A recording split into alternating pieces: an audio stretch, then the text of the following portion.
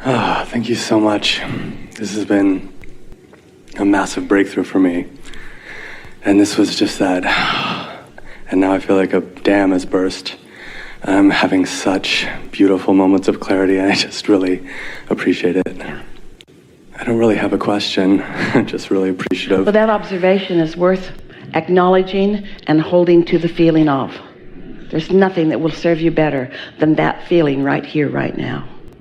So it's good to sort of take it in and feel it and acknowledge how it got there and acknowledge the feeling of resonance that it is with your inner being. Mm-hmm. It's one of the lovely things about meditating and finding that feeling, because it helps you to calibrate your thoughts deliberately later.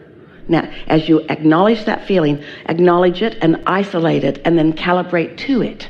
That's mastery. Sometimes I was just in my chair feeling what I'm doing now is just really opening and just feeling wholeness, openness, and then I'll wait and there'll be some sort of a voice or an idea or a word. Yeah, that means you're receiving. Yeah, and sometimes it feels like just, I'll see, we just bought a new Tesla, and so I'll see our car and I'll feel excited about driving it and think about that. And your inner being will take you on the path of least resistance to the least resistant thoughts. So those things you're most excited about are often the thoughts that come into your mind. That's good. Esther moves furniture around often. Right. And then sometimes I was sitting there and I got this thought of, I'm really excited for all this abundance, but then I checked in and I thought, oh, wait a minute, there's a wobble in that. And so I just thought, and I just stopped and I said, I'm just gonna stop and then refocus. You know, a really nice thing, and this is what happened to you, and you talked about it because it's of advantage to everyone else. So you get tuned in and you start seeing or hearing the movie, which leads to another thought, that your inner being is also inspired. So the Tesla was an easy, non-resistant way to go. And then the next thought, introduced in the midst of the easy thought, could go one of two ways. It could either make the harder thought a little easier, or it could introduce a little bit of resistance. Doesn't matter which one it is, it only matters that you're aware. So you know when to back off, you know when to give your attention to it. That's how you figure this out, isn't it? Because sometimes I'll feel the abundance thought, and then it'll just be like, so much money coming, it's so easy, and I can think about the ways that money is flowing and feel really appreciative. And then, so I guess it's just, if it feels easy, just go with it. Well, think of abundance and resources, and think of resources and abundance, and resources meaning air that you're breathing, and friends that you're playing with, and conversations that you're having. There are a lot of resources, and so when you get into that place of feeling abundance, turn the word to resources and acknowledge the incredible resources. Our favorite thing about this state of alignment is that it's not just a state of clarity, but it is. And it's not just a state of love, but it is. But it is a state of replenishment. Well, is there a better word that goes with abundance than replenishment? Because we want you to express your money outward, in and out, in and out, in and out, in and out, in and out. And so if it's going out, it's got to be replenished, you see. Your planet is such a planet of replenishment, but the well-being of your planet is so abundant with evidence of replenishment, replenishment, replenishment, replenishment, you see. That's what your vortex is. Your vortex is never-ending replenishment for the manifestations of your life experience.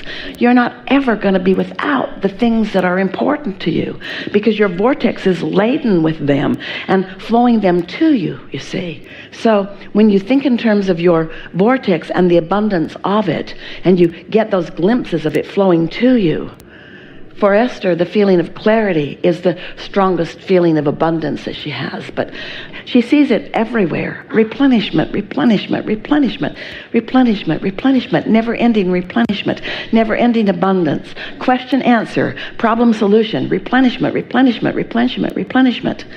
expansion. There's no regression. You can't go back. Once you have birthed it and it's in your vortex, and once your inner being is all over it, it's a done deal. It is for sure, for sure, for sure. The only question is, how long is it going to take you to talk yourself into letting it in? And the answer to that is, how soon are you willing to let go of whatever it is you're focused upon, to let the now give way to the true now, to let the vibrational reality, manifestations that are around you, surrounding you, they're old news. The vortex is where it all is. And so when you open that valve and you find the key to that, what that feels like, then you just have one satisfying moment after another, after another, after another, after another. And you get so good. It's a muscle that you practice that is so natural to you. Mm-hmm. Yeah. I've been playing this game where I'll imagine if I had all the money in the world, how would I feel? And just feel so abundant. Let's say this the way it really is.